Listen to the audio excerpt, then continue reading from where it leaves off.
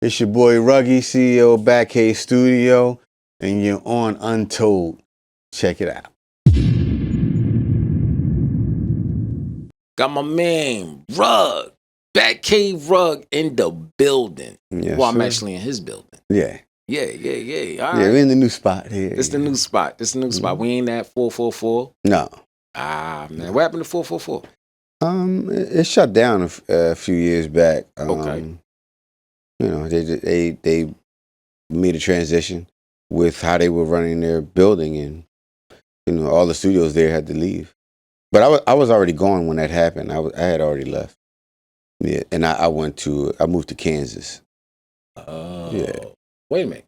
Kansas City? Yep. Moved to Kansas City, bought a house out there. That's a long stretch. Yeah. I had business out there, so. Yeah. Okay, that makes sense. Makes sense. Kansas City, that wouldn't even remotely make me think that you would move to Kansas City. Yeah, it was a business Jersey, situation. New York, I can see it. But yeah, Jersey is where I'm at now. Yeah. Oh, I dag baller. Hey man. All right. So look, man, give us the rundown for everybody that don't know Rug and what Rug done for, you know, Pennsylvania itself, just for the music industry itself. You know, give us the rundown, where you from and things like that. Well, you know, I'm the owner, the CEO of Batcave Studio. Batcave has been in existence for, I say 2005. Okay. As far as the company Batcave, you know, and it was actually named by Gil. Gil gave it the name Batcave. I've heard that one. Yeah, if it wasn't for Gil, it would have been called Insomnia. Who came up with that? I came up with Insomnia. Yeah, Gil gave it the name Batcave, man, and you know, I rode with it. Yeah. Now, why did he come up with Batcave? Well, the ceiling kind of looked like a cave almost. So he was like, you know, he came up with that. The only thing I didn't do was he was like, you should let my wife come in here and hang up some bats. I said, no, we ain't gonna do the bats. Oh, but, man. Yeah. So now, when it was Batcave, where was that? The first location? The first location was 8th and Shelton. Okay. Yeah, 8th and Shelton. And that's before y'all moved to 444? Yeah. Okay. Yeah. But, you know, just, you know, for the record, like I said, 2005 was kind of like when Batcave, you know, was beginning its existence. Right. But my history in music, in studio work, goes way before that. So I heard that you was a rapper. Yeah. In the 90s, I was a rapper. What was your name? Ruggedness. That's kind of hot. Yeah, it was a group. You know, me and my brother and my man Sean, Ruggedness and Mad Drama. Ooh, y'all cut some singles? Oh yeah. We had records out there. We had a couple of records out there on the internet. You know, it was more backpackish. Okay. You know what I mean? It was like during the Buckshot Shorty era. Okay. You know what I mean? It was the Children of the Corn era? Yeah, all of that. Yeah, during that time. Yeah. Why you stop? I guess I just started transitioning into different things, and like I said, like my journey in music starts way before, you know, like most of the people who may have started when I started may not even exist in music anymore, except for someone like Cosmic Kev. Okay. You know what I'm saying? Which, you know, Cosmic Kev started DJing before me, you know, and it never stopped. You know, he's a few years older than me. So he never stopped, right? He's still in existence, right? Same way for me. I started out, you know, in the breakdancing era. You know what I mean? So I'm breakdancing. I'm doing all of that stuff. I'm breakdancing. I'm trying to DJ. I'm beatboxing. I'm doing all of that stuff way back in the day. Like my whole journey through school. You was breakdancing. Yeah, I was into cardboard box rug. Yeah, cardboard box, man. So for the record, so here you go. For the record, I'm trying to keep it short, but for the record, I'm actually from Uptown. I knew you. I knew it. No one knows that, right? So most people, I lived down north since I was about 15. Okay. Yeah, like 15 years old. But I'm actually from Uptown. So here's the crazy thing. I'm actually from Williams Avenue and Ivy Hill Road. Okay. I lived 4 houses from that intersection right there. So when I was little, we used to go across the street. It was like a warehouse. We used to buy the spinning tops. Right. I'd be out there, had my first fight, on that street as a little kid, But my mother was actually pregnant with me, and she lived in the apartments at Mount Pleasant and Lincoln Drive. Okay, I know where that's at. Right. So, and that's what my dad told me. When she was pregnant with me, she was there. We moved up to Williams Avenue, and then from the time after Williams Avenue, from what I can remember, then we moved back down that way, and I ended up right off of Lincoln Drive, like on Rosemary Lane. So his apartment building is right there, and my grandparents lived on Cedric Street, a few blocks away, and so most of my early grow up years was all around there. Wow. Yeah. So you are Uptown. Yeah. I knew. Now I knew the studio was Uptown, so I already automatically assumed you was from Uptown. Well, yeah. I mean, I guess the studio is Uptown. You talking about 8th and Shelton, right? Right. But that's like the very tip, because I guess you could say like Black De Niro said, Uptown goes all the way up. Like anything past Broad Island, I guess you could say. Right. You might as well just consider it almost Uptown. We're not going to consider Broad Island Uptown. No, I said anything past. Okay. Yeah, anything past. Once you pass that, you start going into, the Uptown area. Now, you was raised in a mother and father household, correct? No. My mother and father, they got divorced when I was young. Okay. Yeah. What age?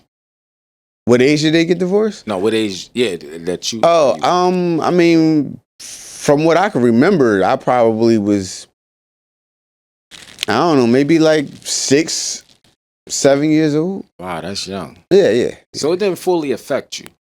No. Mm-mm. Okay. So so you was with mom or you was with dad? I was with mom. You was with mom. Okay. Yeah. Okay. But you had also a cool relationship with pops, right? Not really. The typical story. Dad gonna come get you, don't show up. That kind of stuff. I can relate. He got a whole nother family. He's created and Now how remarried and stuff.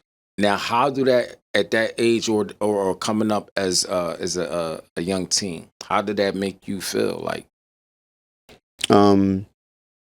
Well, as far as him not being around, right. I didn't really understand it like that, but I just know that my dad was just supposed to come get me.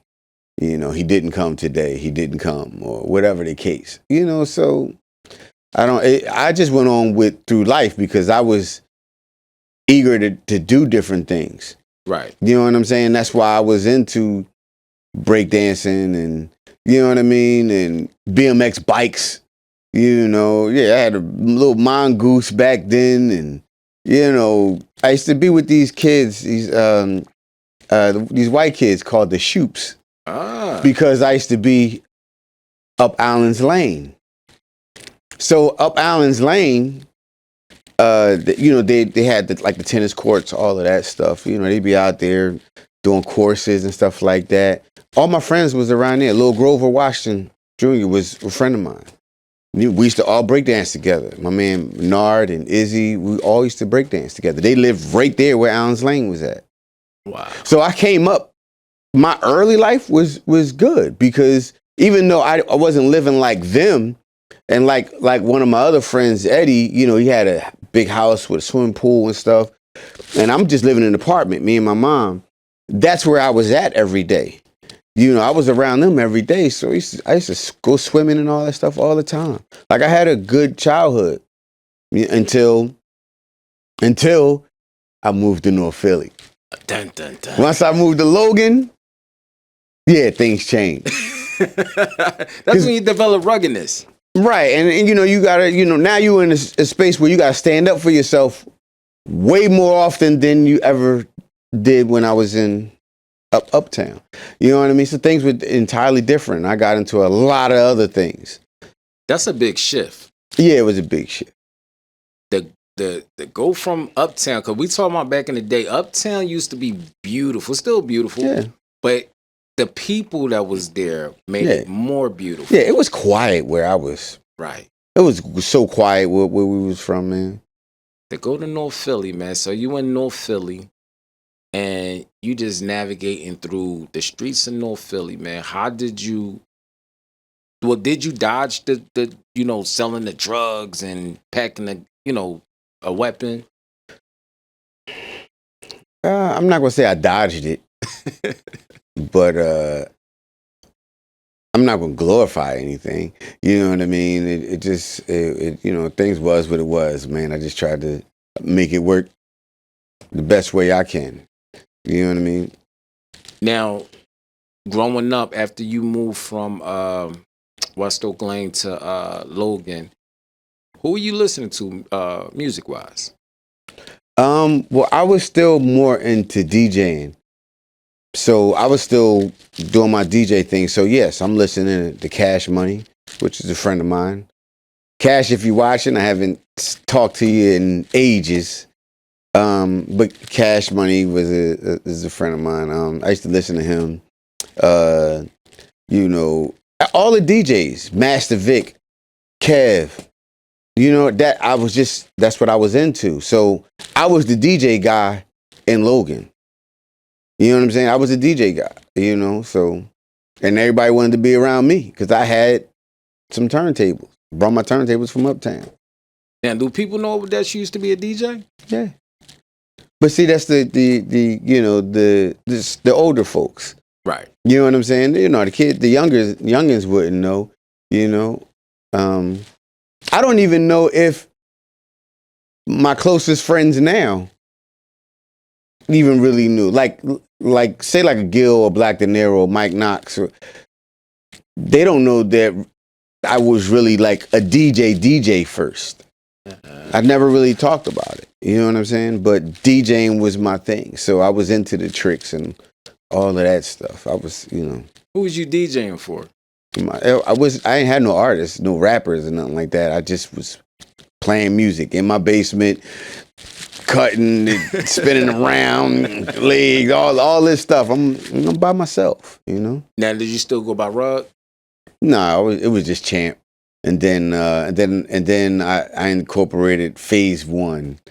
I like that. Yeah, it was Phase One because then I ended up getting a friend, so it was like he was a DJ too, so it was like Phase One and Phase Two.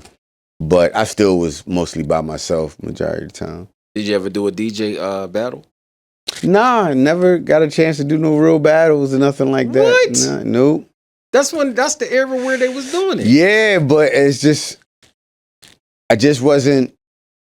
I don't know. I guess I'm still young though. So because I'm in Logan about, like I said, like 14, 15 years old. I have turntables, but I can't get into the parties at LaSalle. You know what I'm saying? Or I can't go down to the Plateau You know what I'm saying? They used to have DJ battles down the plateau. You know, I'm too young though. I can't go down there, but I can get the tapes. You know, if Lady B played anything from it, or if the tapes were circulating around, I can get that. You know what I'm saying? So eventually, I'm transitioning again.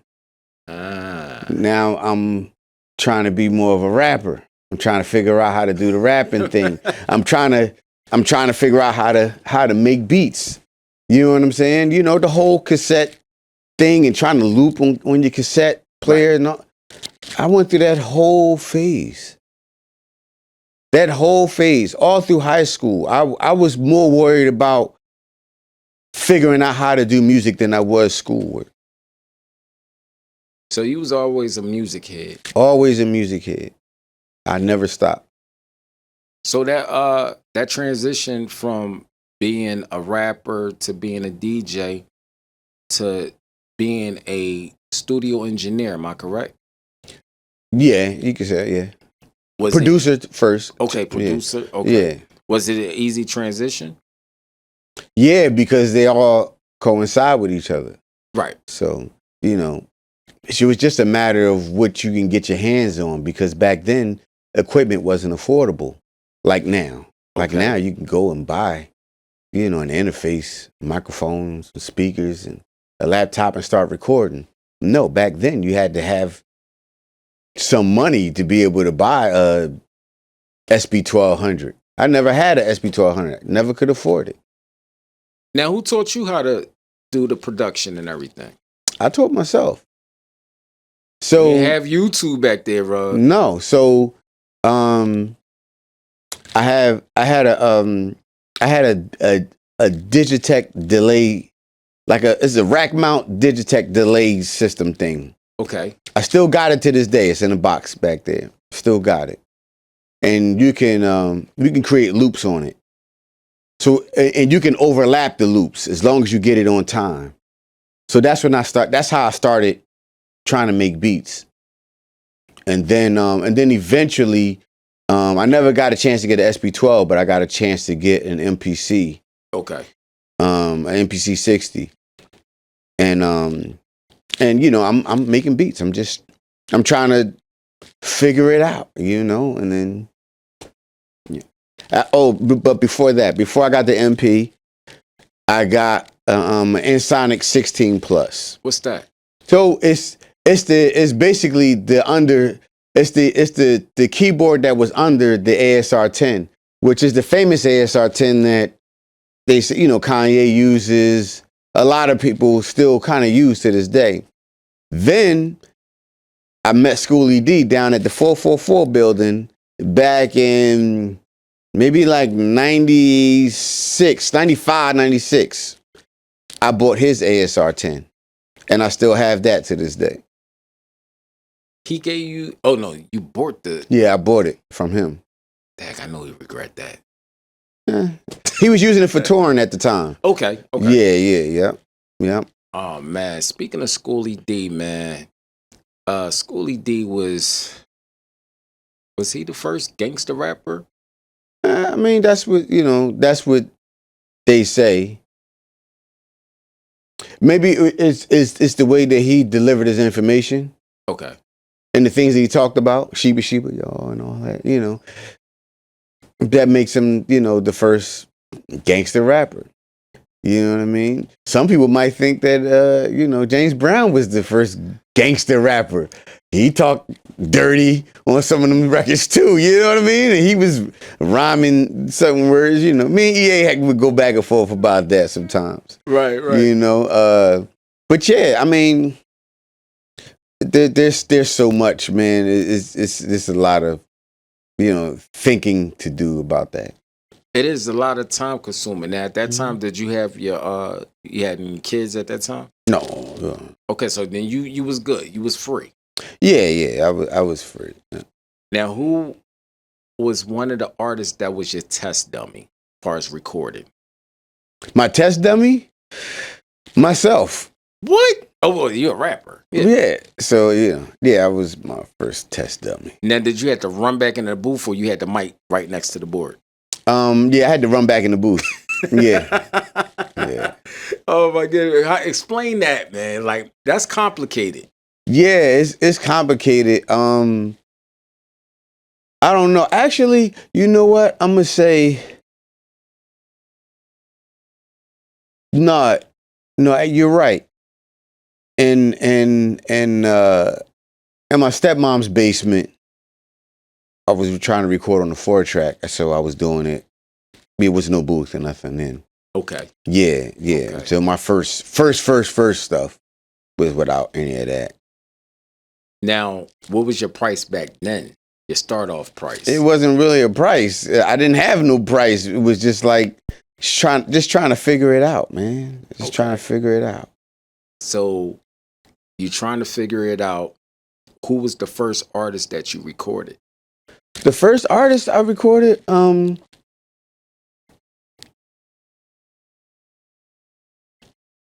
besides myself, then my brother, then a group, my man Chaos. So I'm gonna say Chaos, and I'm not gonna mention his partner just yet, but I'm gonna say Chaos. So if people know Chaos, was a great DJ. Okay. Right? He's now a producer. He's been a producer for years. He's done, tracks for the Roots. He's done Jaden Smith. That single that Jaden Smith had. Oh, he did that. He's a great friend of mine. But he used to be a rapper. And I was recording him in my basement. He's coming from West Philly. Wow. Yeah. Yeah. So you recording, and that this time you're just doing it for the love. Yeah. Just trying to figure it out. When did you stop doing it for the love and it became a financial situation? I would say I would say once I started working with Lyrical Terrorists. Okay, who's that? So that's a group from Nicetown, and my man Zammy. There's a couple of them. Spado was actually a part of that situation before the Figures. Mm. Yeah. But yeah, I used to, I started recording them, and that's when I met. Their manager was Tab Edwards. Okay. So Tab Edwards had a magazine called The Buzz Magazine. And one day they had a meeting, and Lyrical Terrorists asked me to come over to their meeting. And I went over there, and they were good people. They good guys, and they not no haters and nothing like that. They was like, they call me Champ though.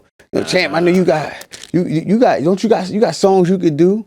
Do a song, sure, because you got this one record. Let Tab hear the one record. I let Tab hear the one record. Tab wanted to work with me from that point.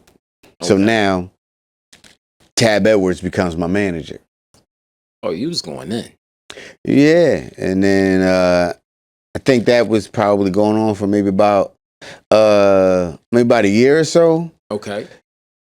And I did a show at the Del East with Jam Master Jay of Run DMC. Well, Run DMC was there. The Boss, rest in peace, lady, but the Boss. Onyx. Hold on. You said the Boss, the rapper female? Yeah, the female rapper from LA, the Boss. She passed. She passed last year. Yeah. Wow. Yeah. And a couple other people. I think Nam, the group Nam, which was actually Task Force. It was called Task Force back then. I think they were on the bill too. But I was on stage doing a sound check, and Jay from Run DMC came on stage. Okay. And he was there to run their sound check. And they was basically was like, all right, get me off so he could go ahead. But Jay said, no, let him go. And because he liked what he was hearing. Came off stage, he talked to me for a minute, got my numbers and everything. And next thing you know, I'm doing a deal with JMJ Records.